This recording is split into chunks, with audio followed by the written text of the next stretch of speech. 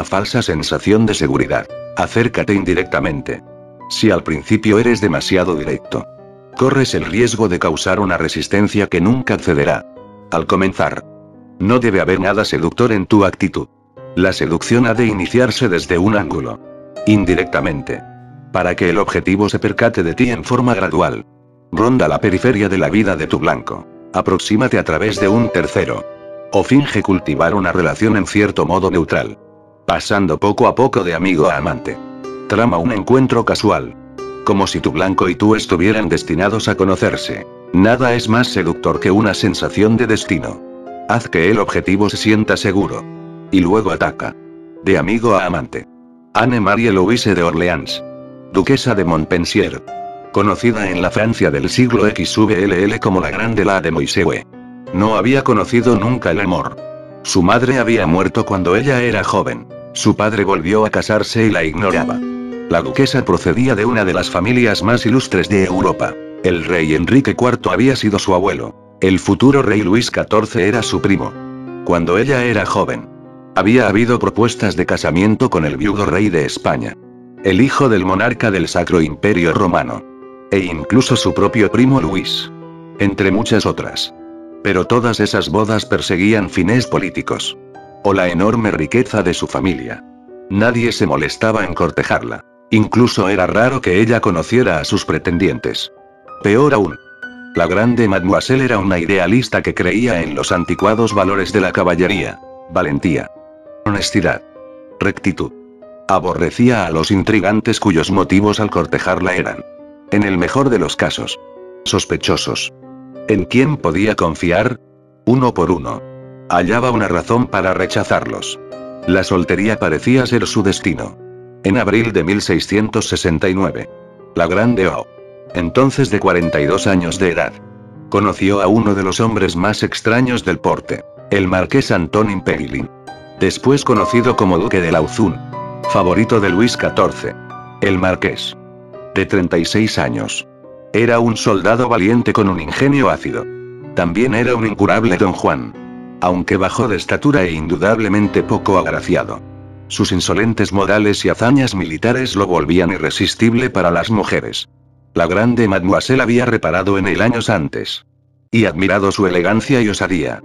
Pero apenas entonces. En 1669. Tuvo una conversación auténtica con él. Si bien breve. Y aunque conocía su fama de tenorio, le pareció encantador. Días más tarde se encontraron de nuevo. Esta vez la conversación fue más larga. Y Lauzun resultó ser más inteligente de lo que ella había imaginado. Hablaron del dramaturgo Comedie, el preferido de la duquesa. Heroísmo y otros temas elevados. Luego, sus encuentros se volvieron más frecuentes. Se habían hecho amigos. Anne-Marie escribió en su diario que sus conversaciones con Lauzun, cuando ocurrían, eran el mejor momento de su día, cuando él no estaba en la corte. Ella sentía su ausencia. Sus encuentros eran demasiado frecuentes para ser casuales por parte de Lauzun. Pero él siempre parecía sorprendido de verla. Al mismo tiempo, ella dejó asentado que se sentía intranquila, la acometían emociones extrañas. Y no sabía por qué. El tiempo pasó. Y un buen día la grande Mademoiselle debió marcharse de París 1 o 2 semanas. Lauzun la abordó entonces, sin previo aviso.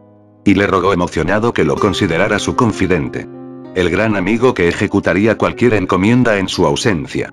Él se mostró poético y caballeroso. ¿Pero qué se proponía en realidad? En su diario, Anne-Marie enfrentó finalmente las emociones que se agitaban en ella desde su primera conversación con él. Me dije, estas no son meditaciones vagas. Debe haber un objeto en todos estos sentimientos. Y no podía imaginar quién era.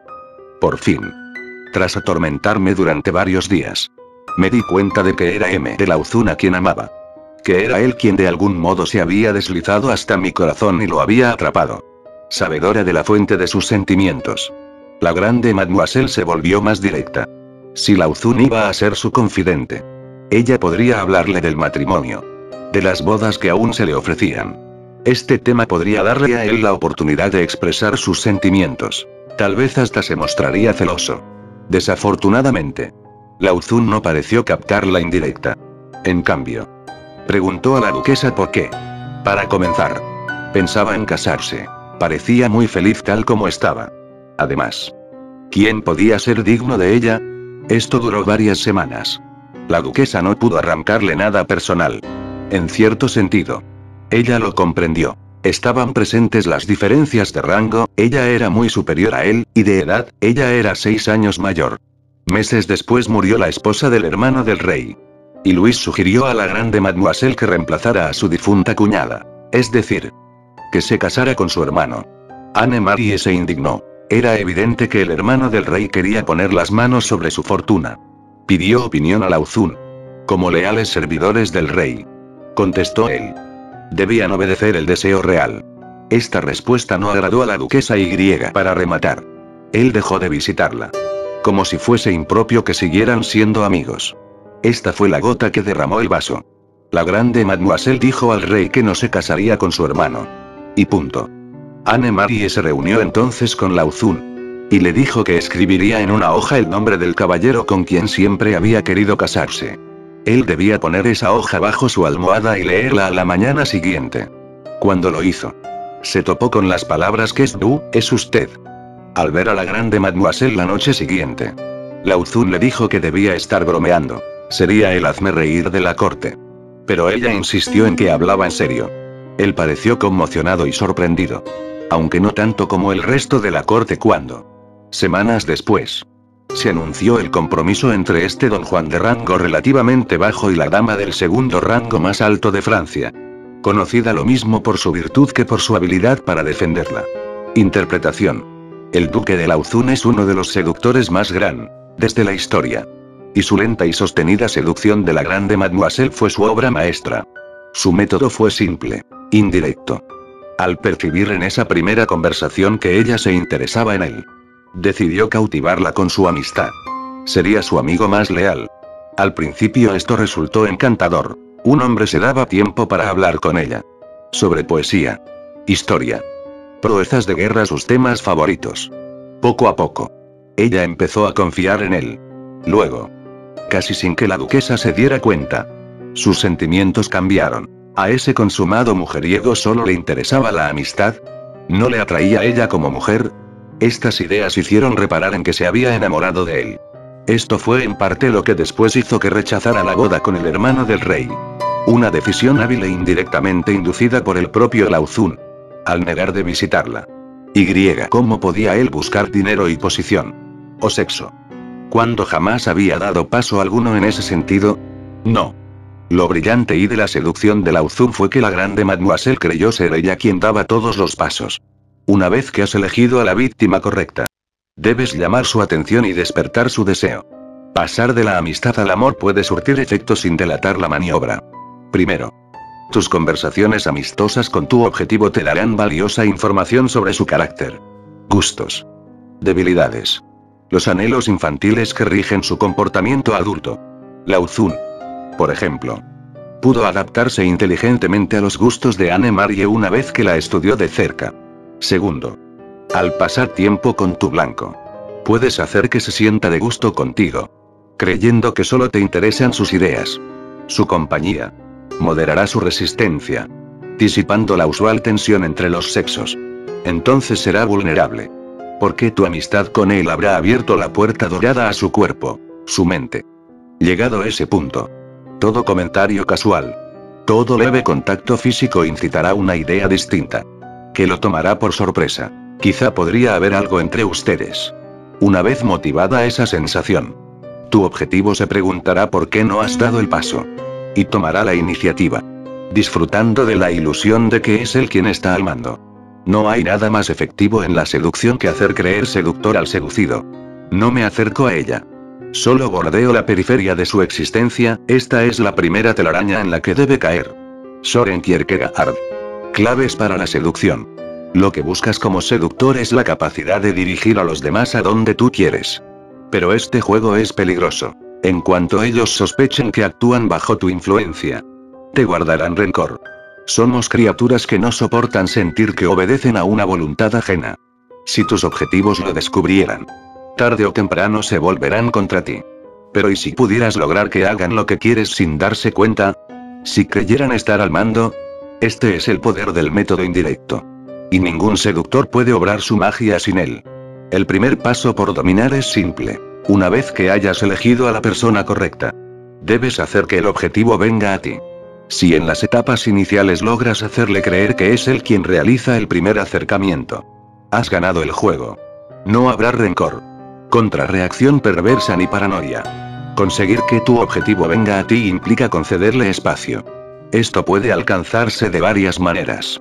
Puedes rondar la periferia de su existencia, para que te vea en diferentes lugares sin que te acerques nunca a él.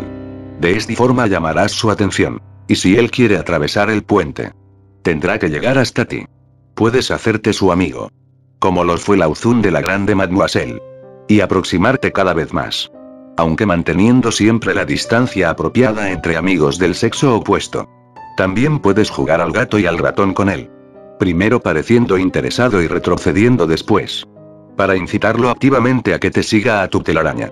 Hagas lo que hagas y cualquiera que sea el tipo de seducción que practiques, evita a toda costa la tendencia natural a hostigar a tu blanco. No cometas el error de creer que perderá interés a menos que lo presiones, o que un torrente de atención le agradará.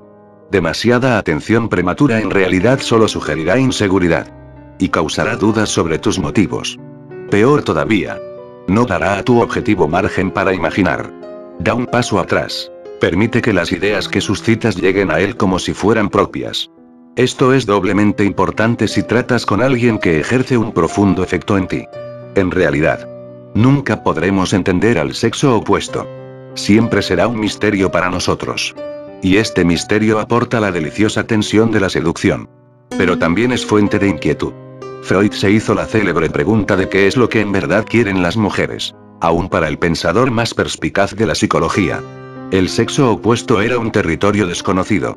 Tanto en los hombres como en las mujeres existen arraigadas sensaciones de temor y ansiedad en relación con el sexo opuesto, en las etapas iniciales de la seducción. Entonces, debes hallar la manera de aplacar toda sensación de desconfianza que la otra persona pueda experimentar.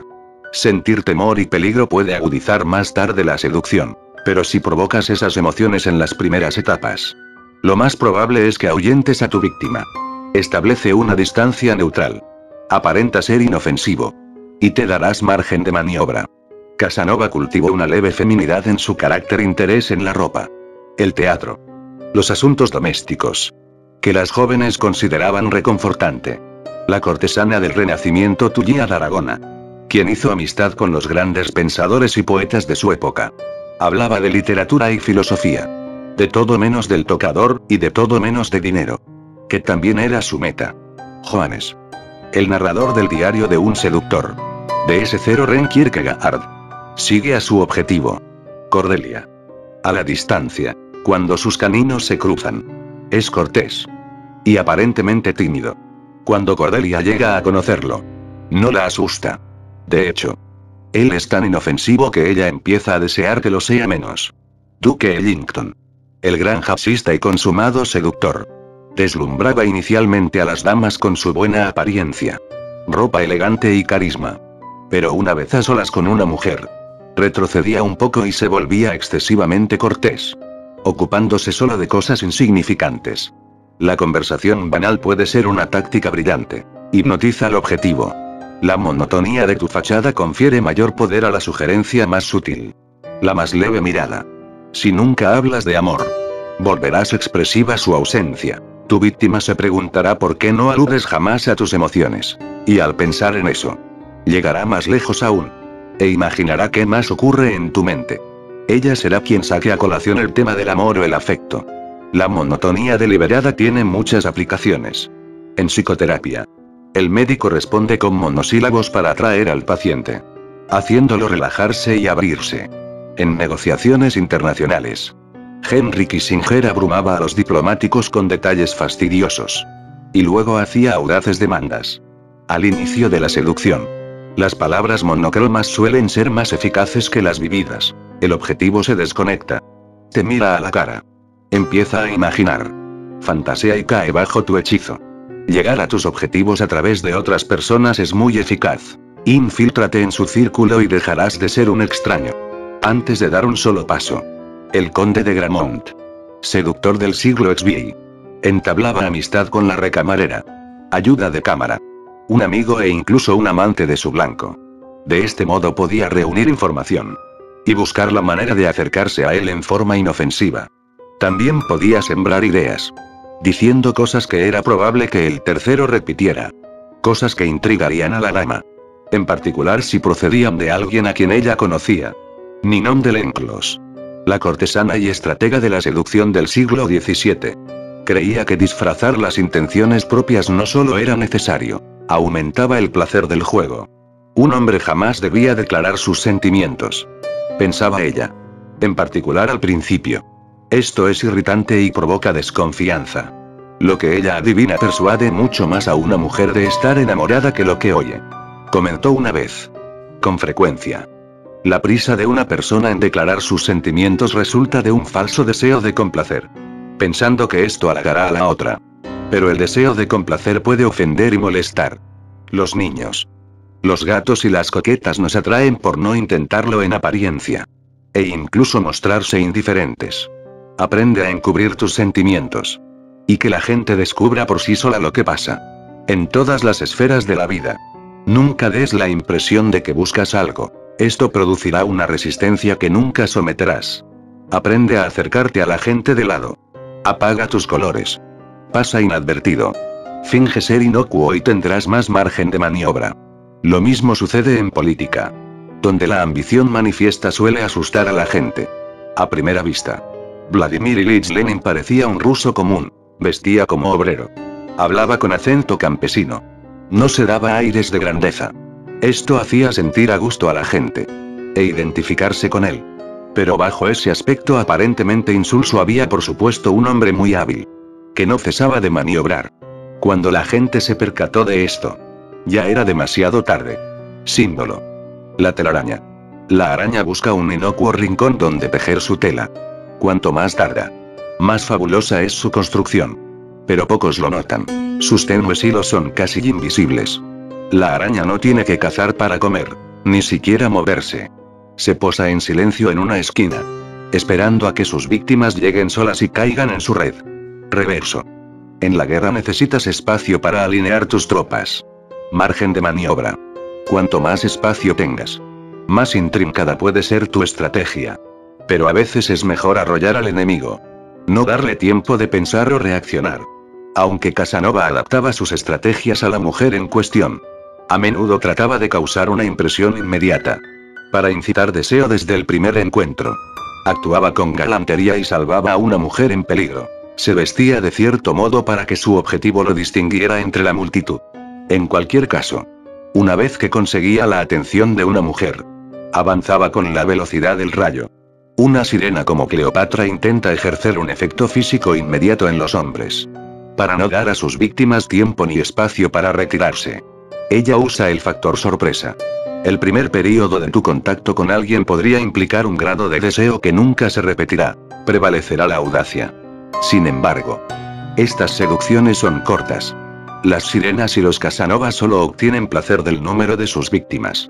Pasando rápidamente de una conquista a otra. Y esto puede resultar fatigoso. Casanova acabó extenuado. Las sirenas. Insaciables. Nunca están satisfechas. La seducción indirecta. Cuidadosamente ejecutada. Puede reducir el número de tus conquistas. Pero te compensará con creces con su calidad.